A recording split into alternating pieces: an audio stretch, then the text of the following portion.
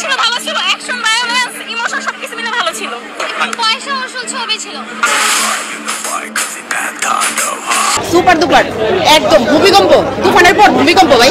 অনেক খানের এই ফার্স্ট কোন মুভি দেখতে গিয়ে আমরা টিকেট নিয়ে যুদ্ধ করছি। তাণ্ডব মুক্তির প্রথম দিনেই ব্লকবাস্টার, মাত্র একদিনে আয় করে নিয়েছে 17 কোটি টাকা। একদিনের ভিতরে কিভাবে এত টাকা আয় হলো তা জানানোর চেষ্টা করব এই ভিডিওতে। প্রেক্ষাগৃহে পুরো দেশের 133টি সিনেমা হলে চলছে তাণ্ডব। মাল্টিপ্লেক্স ও সিঙ্গেল স্ক্রিনের হলগুলোতে দর্শকরা যেই হারে হুমড়ি খেয়ে পড়ছে তাণ্ডব দেখার জন্য, তা সত্যি বাংলা ফিল্ম ইন্ডাস্ট্রির জন্য বড় একটি পাওয়া। এই একদিনে মাল্টিপ্লেক্স ও সিঙ্গেল স্ক্রিন গুলো মিলিয়ে অনলাইন ভিত্তিক গণনা করে প্রযোজনা প্রতিষ্ঠান এসবিএফ এর সূত্রে জানা যায় মাত্র একদিনের ভিতরেই শাকিব খান অভিনীত তাণ্ডব মুভি থেকে 17 কোটি টাকা আয় হয়েছে। তার পাশাপাশি এটাও জানায় যে বরবাদ থেকে 100 কোটি আয় না হলেও তাণ্ডব থেকে 100 কোটির ঘরে যেতে চাই শাকিব খান ও তাণ্ডব টিম। মাত্র একদিনে তাণ্ডব যে রেকর্ড করলো তা করতে পারেনি ইতিহাসের অন্য কোনো মুভি। সকল রেকর্ড ব্রেক করেছে তো বটেই, এমন এক রেকর্ড করেছে যা অতীতেও করা অসম্ভব।